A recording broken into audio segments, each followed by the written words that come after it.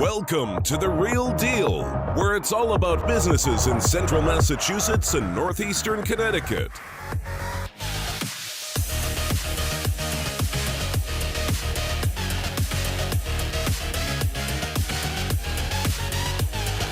And now, your host, Anthony Shabbat of Shabbat & Associates. Hey everybody, and welcome to the Real Deal Business Podcast. This is Anthony Shabbat from Shabbat & Associates Real Estate Group of EXP. And on today's episode of the Real Deal Business Podcast, we have a very interesting guest. She travels around the country. I'll let her get into that a little bit more, but she does a lot of interesting work with businesses. Her name is Laurin Mooney, and she owns BeHighlyReliable.com. So welcome to the show, Laurin. Oh, thank you for having me. So can you tell our listeners a little bit more about what it is you do? Sure.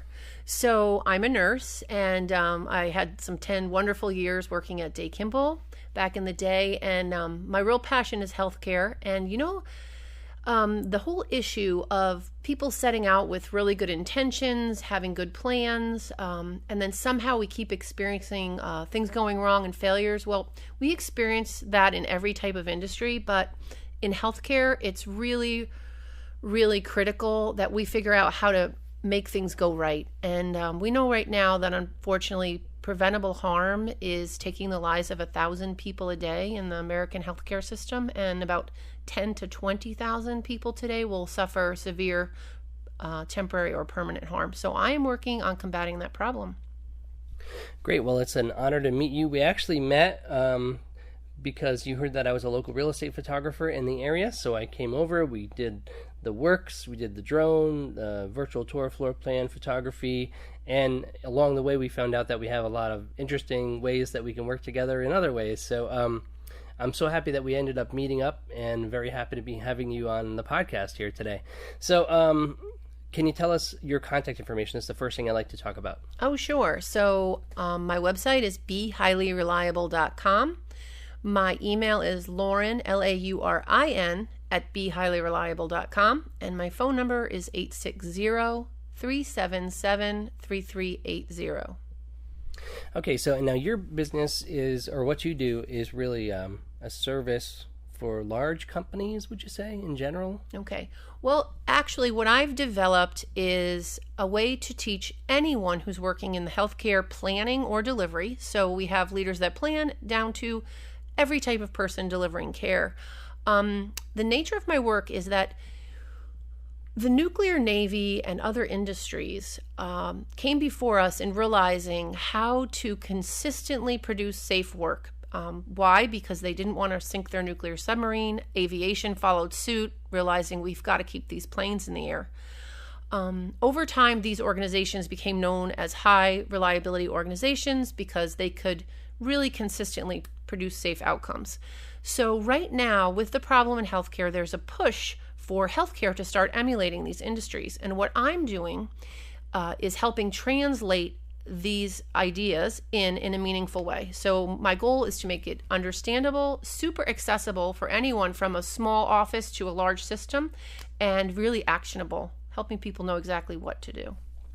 Okay, so one of the other things I like to talk about in the beginning of the podcast is, are you from this area? Are you from northeastern Connecticut? Where are you originally from? Oh, well, that's a good question. So I'm originally I was born in Staten Island, and then I moved to Orient Point and spent my life looking across the Sound at Old Saybrook. My brother thought that Ella Grausa was our governor because we only had two TV channels.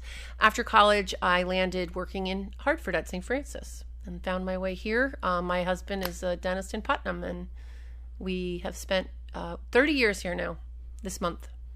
Great. Okay. Yeah, I always like to get a little bit of background. So, and you worked at Day Kimball Hospital? I did. And now, what do you do nowadays for your primary? Is this everything that you do? This is your 100% dedicated? Yes. Great. It absolutely Okay. is. Excellent. Okay. So, can you tell us a little bit more about what it is that you do? I think what I'm trying to find out is basically maybe if you can give us some examples or some scenarios, or what are you doing next week, kind of thing. Sure. Oh, excellent question. So what I do is I help people understand how can it be that we're still harming the very patients that we intended to help, and what do we have to do differently so we can deliver the care that we did intend? It's extremely difficult for anyone when any type of harm happens, providers included. So what I do is I'm helping people understand these challenges of this, I call it the wonderful, wild world we work in. And this goes for anyone working in our current environment. The world is changing faster and faster. The amount of information is exploding. And we're dealing with challenges of a complex system, a lot of variability, especially in healthcare. Every patient is unique and every provider is unique. We also are dealing with a lot of things that are unclear, like, well, you think of an emergency room. We're having that problem of patients sent home. Well, we think it's the flu, and it really was sepsis. So, and then on top of that, we have the biggest problem ever, which is communication. And I have a real interest in getting people to, quote, speak up, and actually have a new model related to that. So as you go back and look at a failure, I help people learn how to notice things faster, how to take the actions of how to figure out what something actually is, how to cope with unexpected events, and then how to make sure that we're communicating clearly. So the impression that I'm getting, and we were kind of looking through some slides earlier that we were talking about, and the impression I'm getting is that you help hospitals improve communication, improve their understanding of the situations of their patients, and how to better solve the situations that they're faced with? Yeah, well, this is one of the problems with HRO. It is a little bit hard to explain because what you're doing is learning how to work with your unknowns. So you have a great system and you have plans that you know, and you have people that are well-trained and committed, and you know them. But what's getting us is what I call the uns. And that's what's unknown, unseen, unclear, and unstable. So the problem with safety is actually a non-event. So when you have succeeded, nothing's happened. So this whole world is a little bit of a funny world to work in. However, it's happening around you all day, and you actually are managing it all day. It's just we haven't quite talked about it enough. That is interesting. So if things go perfectly well, then it seems like there's no work being done. But actually, there's probably a lot of work that's been done that's made it go well. Exactly. And one of that thank you for saying that. One of the big focuses of my business is 20 years ago this month, there was a document from the Institute of Medicine called "To Err is Human." And this document, it was a call to action on the problem of patient safety. And since then, a lot has been done, but we haven't made near the progress we wanted. And I'm really now trying to start a conversation around that exact phrase, "To err is human." Now, this is true, but here's what high reliability teaches us. To create safety is also human. So at the same time humans are erring, our system is imperfect, and humans are coping every day. They're adapting, they're improvising, and they're creating safety with imperfect knowledge and an imperfect system, even though they themselves are fallible. So to err is human, but to create that safe outcome, humans have to be involved because our healthcare system is so complex that no one could actually create the perfect system. So in the end, humans are going to bridge that final gap to high reliability. So you know what I think that I'm sensing here is that there's going to be a book. Oh. Is there going to be a book someday? Is there going to be a book someday? I think so. It would be a perfect fit for what you do, I think, because there's so much to it. I think you really kind of have to have an entire book dedicated to it. And whether I'd probably read it in audiobook myself, just because I drive a lot and I'm always listening to whatever I can learn, when I'm on the road. But I think that would be great for you because I would love to listen to an hour, 2 hours, 3 hours of while I'm driving and learn about what it is that you do. And I just looking at the slides that we were talking about earlier, there's a lot of information there, a lot of hypothetical scenarios I think that you could teach people through audio training. Thank you, although they would miss the drawing. So one thing I want to mention is we are so overwhelmed with words and text today that probably coming from the fact that I'm a very visual person, I've designed the training with using animals as metaphors for the attitudes that come with high reliability. and also drawings to help drawings that I have the students themselves do. So by the end of a training, my goal is that you can actually explain it and sketch it out for someone. Yeah, I can't live without the animals. Matter of fact, I'll share a little one right now. Is one of the things that I teach people about is something called I call it the platypus effect. And what that is, it speaks to the type of incidents that are happening every day, whereas the things are coming together in a way that it seems unbelievable. But after creating a database of a whole lot of cases of harm, I realized you just can't make this stuff up. You can't imagine that these factors all intersected and created an event you just never believed was true. And just like when they saw the first platypus, they thought it was other animals stitched together. Well, that's a lot what these events look like. And if you're coming from the beak or the bill, you think you're looking at a duck. And if you're coming from another part of the platypus, you think, right? Yes, and that is a perfect lead into another real passion of mine. So what you're talking about is something in high reliability that we call sense making. And this is a critical piece. What it means is that we talk a lot in healthcare about decision making. We make decisions all day long. But prior to decision making, humans are involved in something called sense making. And that's where we're trying to figure out not what to do, but what is it? So we say, we're trying to make a map. Where are we? What's happening? What's the story here? And we're trying to make sense of our situation. And that, if you think about the story of the 5 blind men and the elephant, and each one is feeling a different part. Okay, that is the sense making process. And one of the things that you need for sense making is diverse perspectives.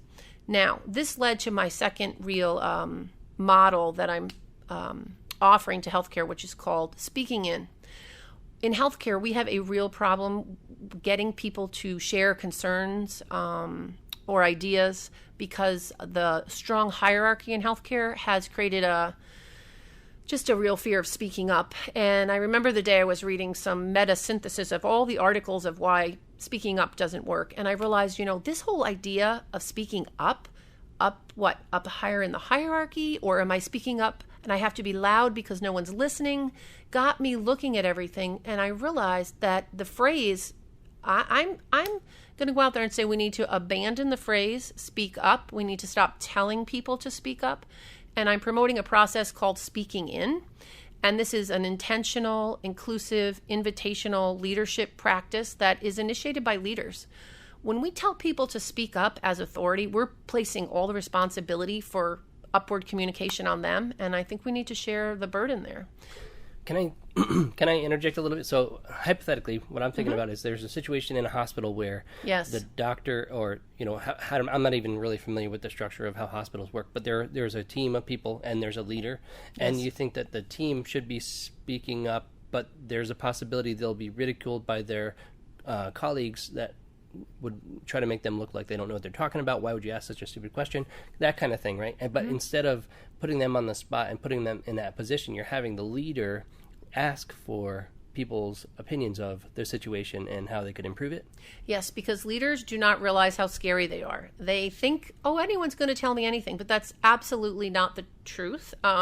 There's a great book out there by Amy Edmondson called The Fearless Organization, and she sets the stage of really lays out the research relating to the whole psychological safety issue and talks about how leaders need to invite. And so I took that a bit farther and to say, look, let's change the language. Language is such a powerful lever in a system. Let's rethink why we're speaking and to whom we're speaking. Let's not speak up to a person, but let's speak into this sort of pool of shades of gray, of ambiguity. We don't know what's going on. And everybody's, especially now, and I want to point this out, 200 years ago, your doctor could still show up on a horseback.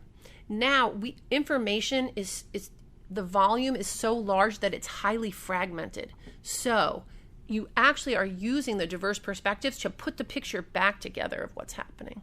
So a good leader needs good sense making for his great decision, but in our today's modern environment, he or she needs to include others, and that's going to have to be done by creating that feeling of safety. So that question of, hey, what do you see? Do you have any questions, concerns, or ideas?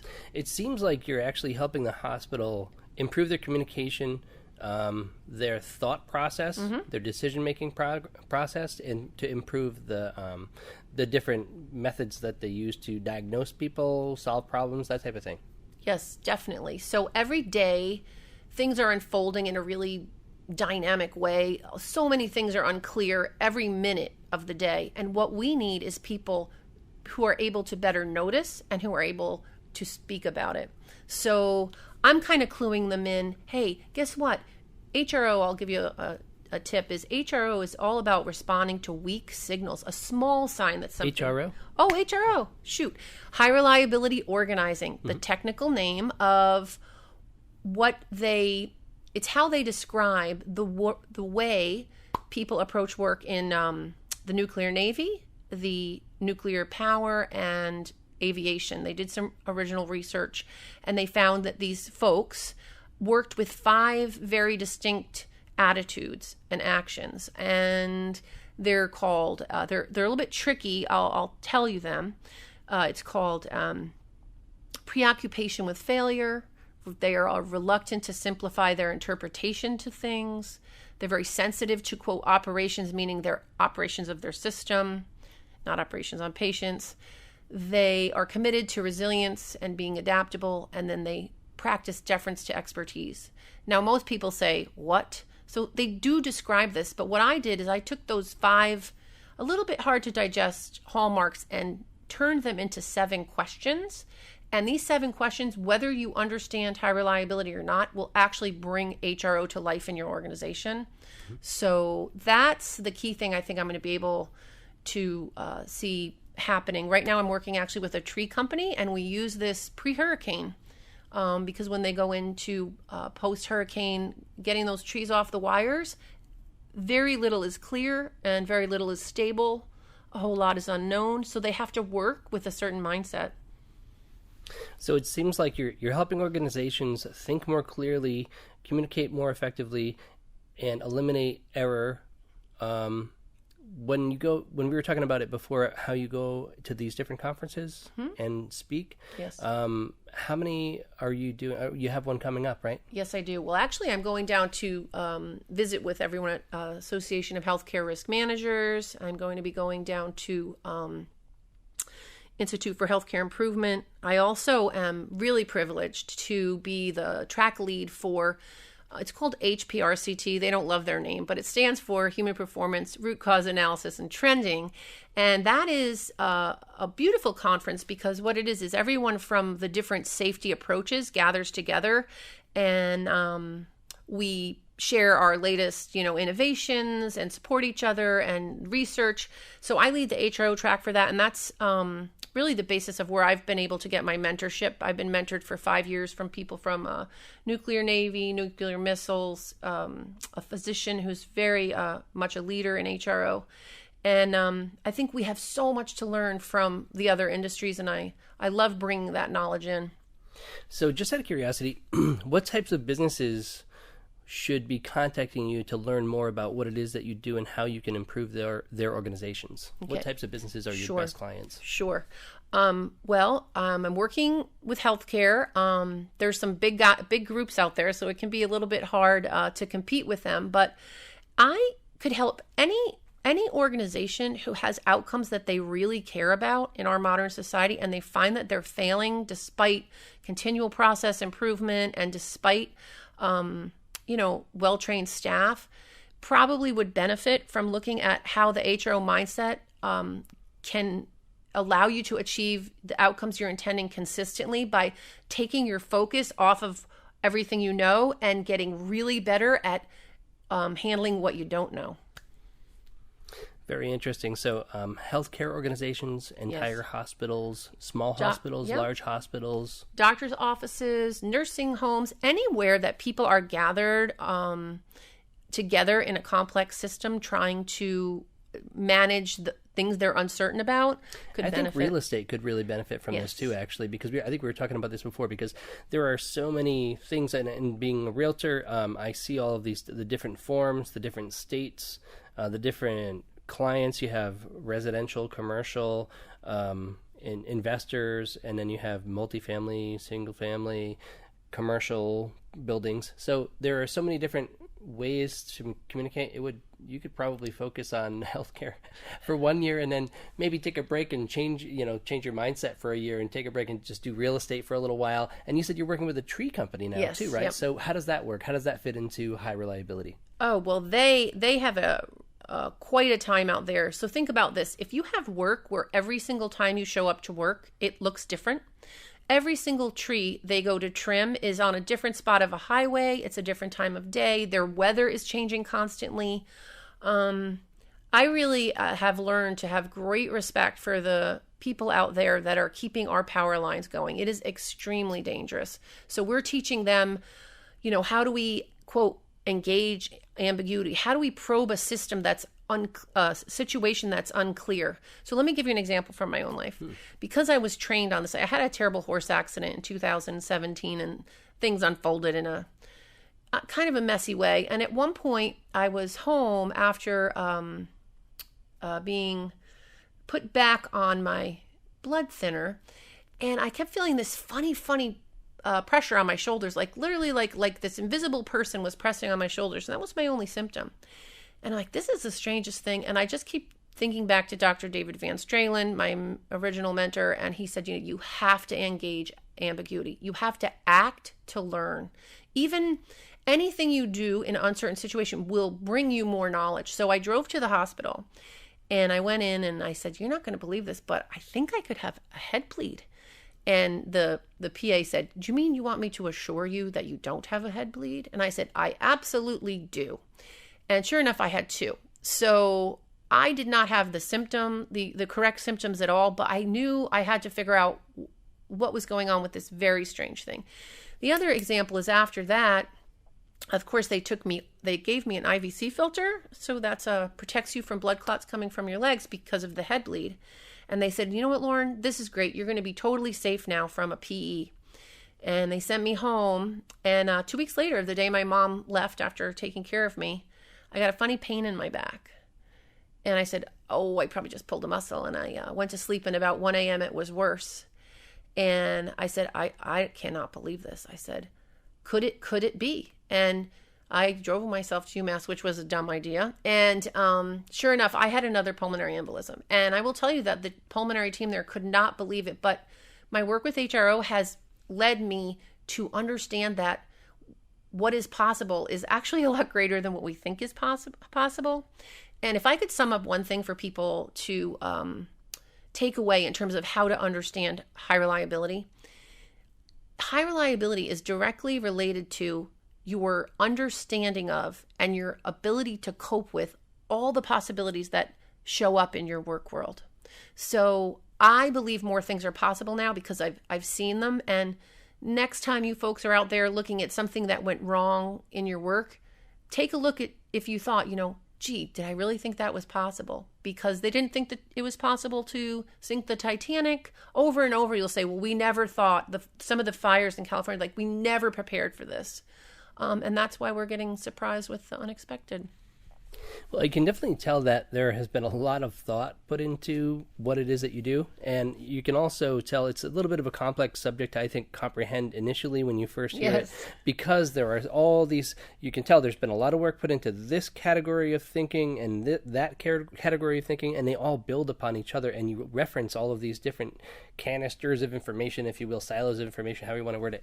So you can tell that, you have all this information over here that you studied, all that information over there that you studied, and you just keep kind of building on all of that, but without having that initial overview of everything and the vocabulary that you use to reference these concepts. It is a little bit hard to understand. I think I'm starting to get a better understanding of it today, because we've talked about this before, and I felt like I really didn't have an understanding of it. Now I think I do, and I feel like I understand who your client base, your potential client base is, and what it is that you're capable of doing. But that's a pretty big job to take on, to basically organize and change the ways that organizations think. It is. And it's a lot of work. It is. And culture, years, right? Yes, it is. What the benefit of the 7 questions that I devised, I'll run through them. These questions will work whether you understand the background of HRO or not. So I do teach the what, the why, and the how, but anyone that wants to get started can I use a parrot as one of our animals because it's the only animal that can talk, and they do ask questions. So we think of this, questions are your friend.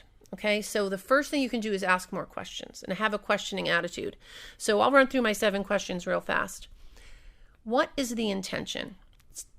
Safety experts will tell you that if just this question had been shared with the team, many failures could have been avoided because we have to share our intention. 2, what must go right? This is critical. This lays the parameters for what either success or failure. What might go wrong and having some clear discussion around that. How will I notice and notify if something is going wrong? What can I do with some clear ideas of what to do? And who else can help? I think any organization can benefit from that, and probably most of them don't even do that. Right, and you know what it is? These questions, they're not brilliant. They don't sound like much when I say them. But when you look back at a failure, and you say, what if we had just asked that question? And what if we had let the team talk about this just for 2 minutes before we started? You wonder how that could have helped. It really just prompts mindfulness of the things we're not thinking about. Well, the crazy thing is, and I can relate this to a recent experience that I had in real estate because that's my life pretty much. I have a client that I interviewed on my podcast, and there's a realtor that just joined my team a month ago. And so we were talking about multifamilies that are available in the area, and I told him about one that I know about in my area, and he said, I may have a buyer for that. And it turned out it was the guy that I already interviewed on my podcast. But the great thing is that, he's on my team. We work together. He's bringing the buyer, even though I already knew the buyer. Mm-hmm. The strange thing is if you don't get the word out to the people that you know about what you have available, you never know what the possibilities are. So exactly. It's really good to cover your bases and think about what all the possibilities are, like you're saying. So if I would have made that connection in my mind and said, well, I know this guy's interested in these types of things. I didn't know that he could go up that high price-wise. Mm-hmm. And when I found out that he could, I said, well, if I would have explored that, then I would have found the buyer myself. But I mean, that's totally fine. I'm just happy to be part of the deal, Yeah, exactly. And I mean, we all get up every day and we work really hard towards our intentions. So I think everyone wants to be successful. That's the thing. That when we get together for a safety conference, doesn't matter if you're in the nuclear power or transmission aviation, it doesn't matter if you're a hairdresser or a babysitter. We all are taking on important goals at the beginning of the day, and no one wants to fail. But there's a lot of failures happening. So why? And what are the tools and what's the type of thinking that can help us, even though we'll never eliminate failures and error, well, we can avoid some, and the others, we can catch them earlier. And we should do what we can to make sure that we do that. Yep. That's a good point. I am one of those people that I just do something and I learn from my experiences and I figure that I'll improve. And it takes me a little bit sometimes. I have to run through things a bunch of times in order to figure out, to understand how to navigate that situation better next time. But I feel like if I do it enough, like anything, computers, anything I'm ever going to learn in my life, if I do it, and it doesn't matter how bad I start out with, I'll do some practice and then I'll just get up to speed and then I'll start working with clients and then I'll improve from there. And then eventually, once you've done it 100 times, you're much better than you were the first time you did it. Exactly. Like making websites. The first website you do might take you a month. The second one might take you 2 weeks. The third one, maybe a week. And then once you've made 100 of them, you can pretty much make a website in a night if you have all the content that you need. So that's just an example of the type of things that's how I do things a lot of times. Uh-huh. That's interesting you say that. So how I would relate that to my work. So our tagline for Be Highly Reliable is, because we use a lot of animals and we love animals, is make safety second nature. And the thinking and the actions of HRO are not actually your first nature, because a lot of them are just a smidge uncomfortable and they take a little, not extra time, but maybe a little extra mental effort. But I don't know what else to tell you. It's just the truth of how we have to work. We have to act. We have to assume that things can go wrong, and we have to hold space for that as we move forward. So practicing HRO, practicing the mindfulness, it can become second nature. I have a couple other questions. Actually, I have 3 other kind of lengthy questions that I could ask you. The 2 that I already told you I'm going to ask you at the end. Okay. But then another one is, this seems like it's something that you've been experienced in over the years. This is not something that you just came into and decided that you're going to do this. You've probably done a lot of research in potentially read other books or seen other speakers. Are there any people that have kind of influenced you in that way that you can think of that you could like to talk about or reference? Sure. So let's see. My daughter was undiagnosed for 7 years, so that really helped me understand the depth of what uncertainty the pain that it can bring in your life. And then I had an experience with my brother-in-law at a teaching hospital that really showed me I wanted to get back into safety culture and healthcare failures. So I became a legal nurse consultant. And during that process, I realized, I don't want to look backwards. I want to create something to move forward. And I want to just say now a shout out to Mr. Schneider. When I worked I talk about this all the time when I'm teaching in HRO. I was 23 years old when I was hired to become the supervisor at Day Kimball, but I had been well trained in the ER at St. Francis. And I sat with him for my CEO interview, and I said, what is it that you expect from me? And he said, just do the right thing for the patient. Well, that's what I did to the best of my ability for 10 years. And we had really good outcomes. And I didn't know how good I had it. I had a clear mission from a caring leader, and I felt empowered to make things go right. And I had amazing people that I work with. Hopefully some of you are listening. And after that, back to the legal nurse consultant, decided I wanted to work in how are we going to stop these failures, created a database of 353 cases of harm, saw the patterns of not noticing and being confused about what something was, delay, set out to look at safety strategies, found high reliability organizing, and since then was mentored not only by Dr. David Van Stralen, but Dr. Janice Toke, the former head of the Center for High Reliability at Texas Tech, actually came to my house, and we have a long relationship of her helping me figure this out. Also, Dr. Bert Slagmelin from Europe.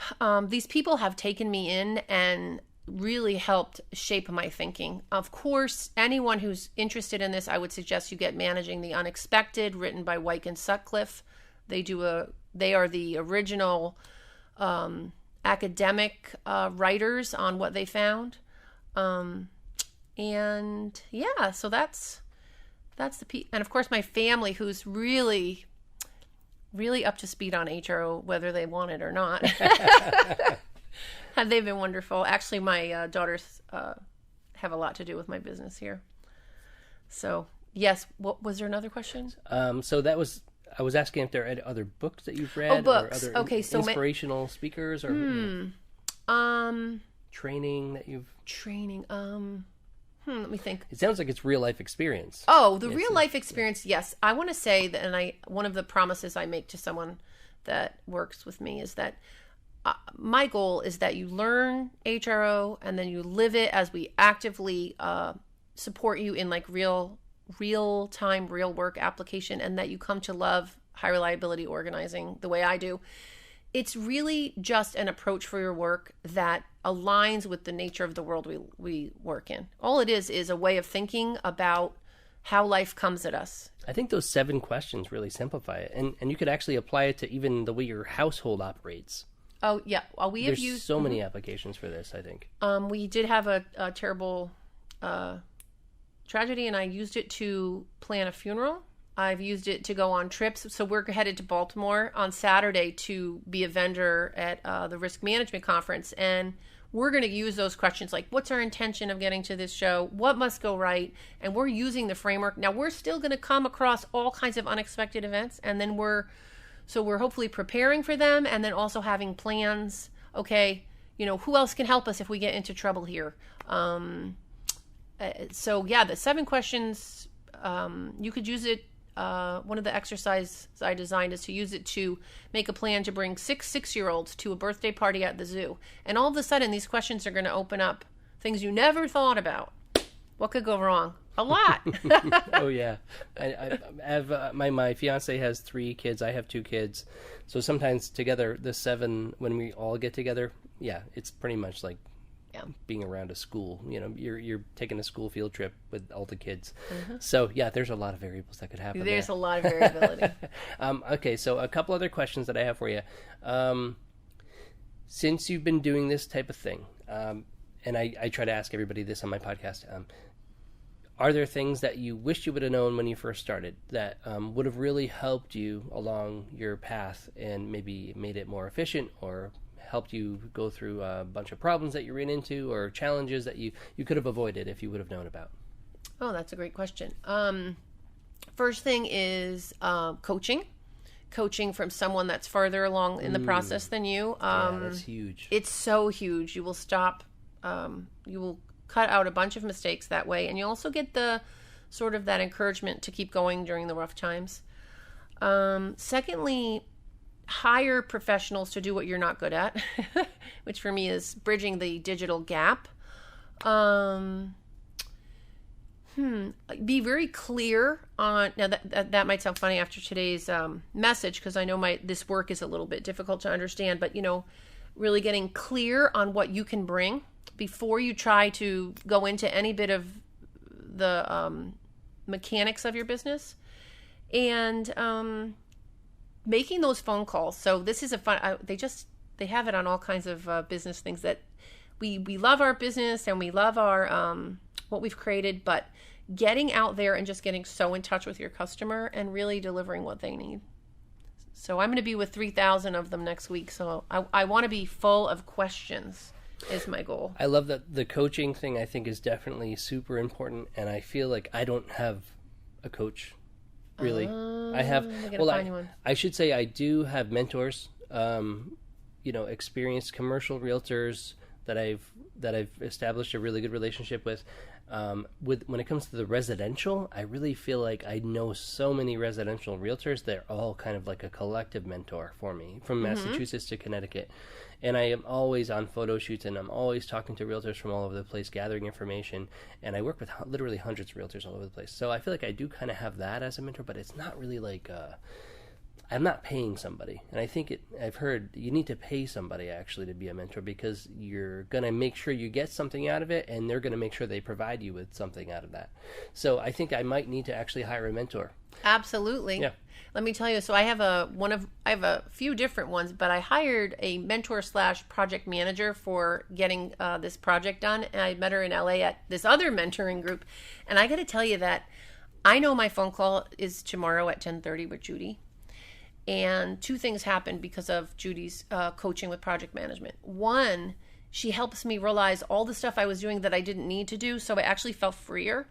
But also, I can't wait to tell her how much that I did need to get done, I actually did get done. And she's just so sweet. I just can't bear getting on the phone call and tell her I didn't do it.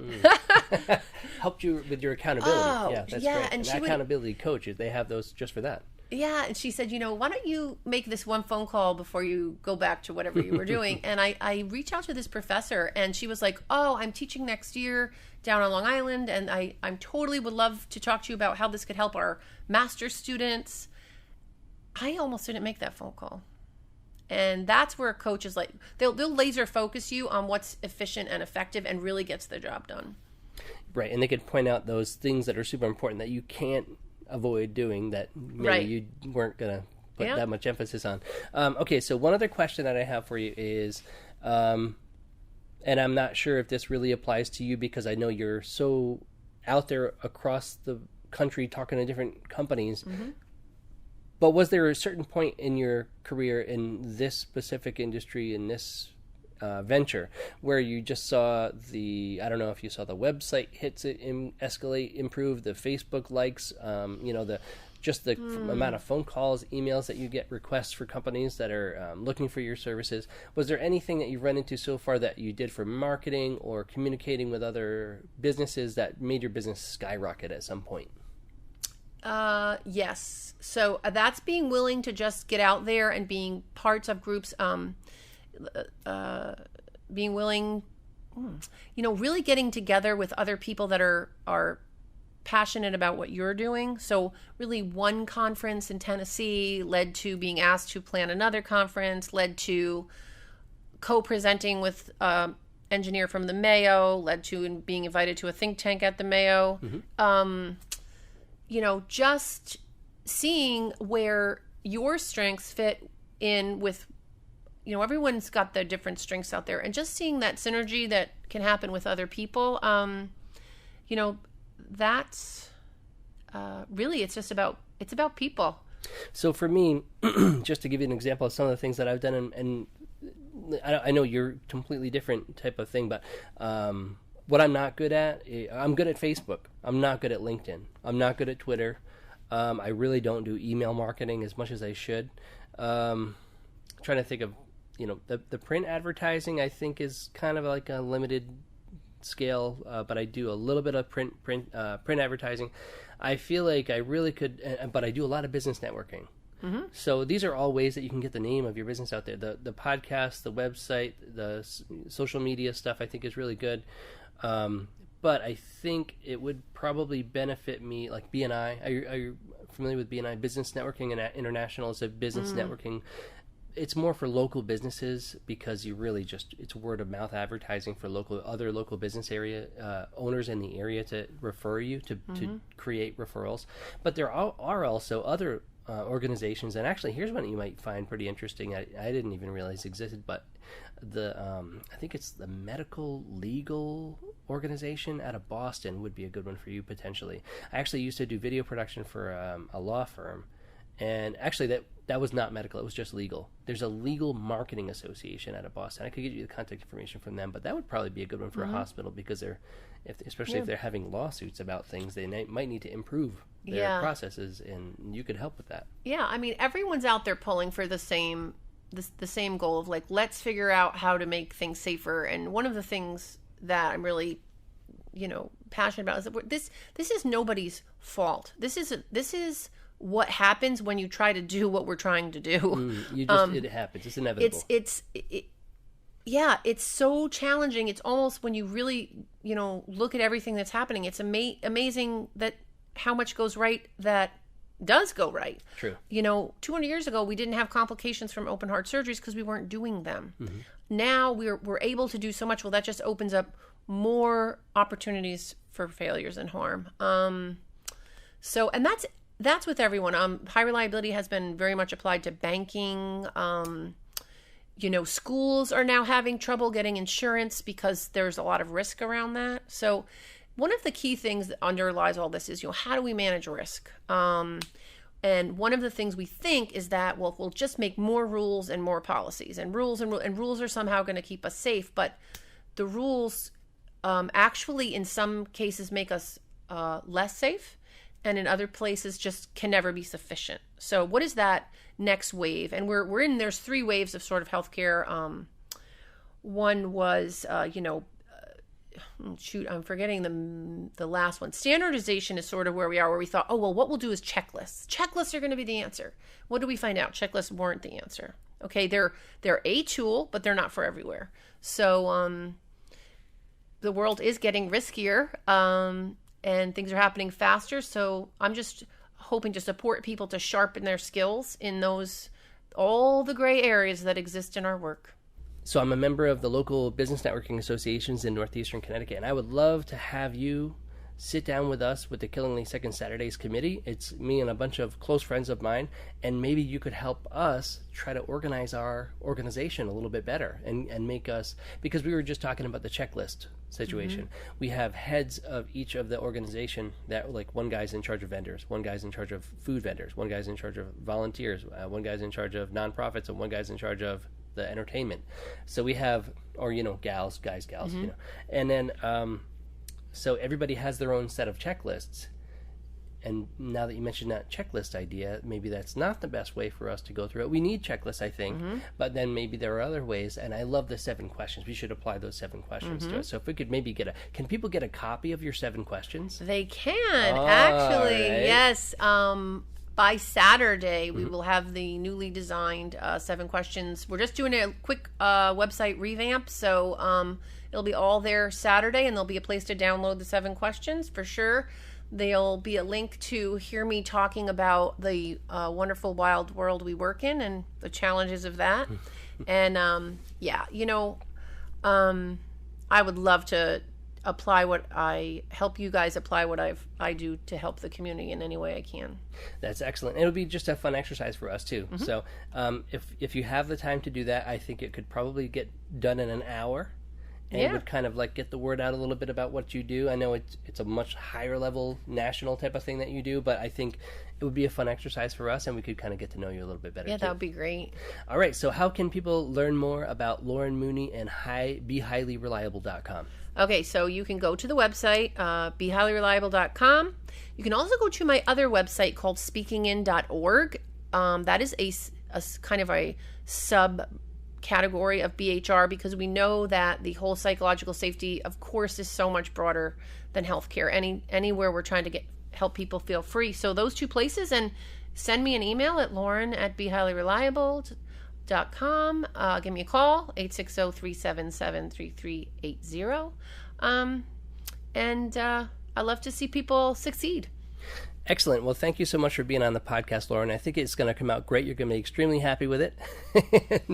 And now I usually, at the end of the podcast, I just give a little promotion about what it is that I do. So my name is Anthony Shabbat from Shabbat & Associates Real Estate Group of EXP, and I am a commercial and residential realtor, and I have a team in northeastern Connecticut and central Massachusetts of, we're four strong now officially.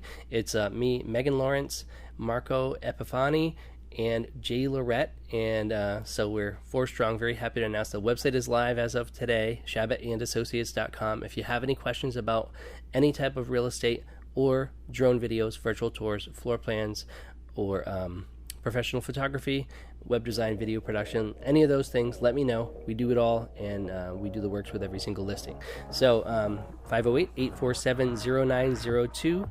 Anthony Shabbat & Associates Real Estate Group of EXP. Thank you so much for listening, everybody, and we'll see you next time.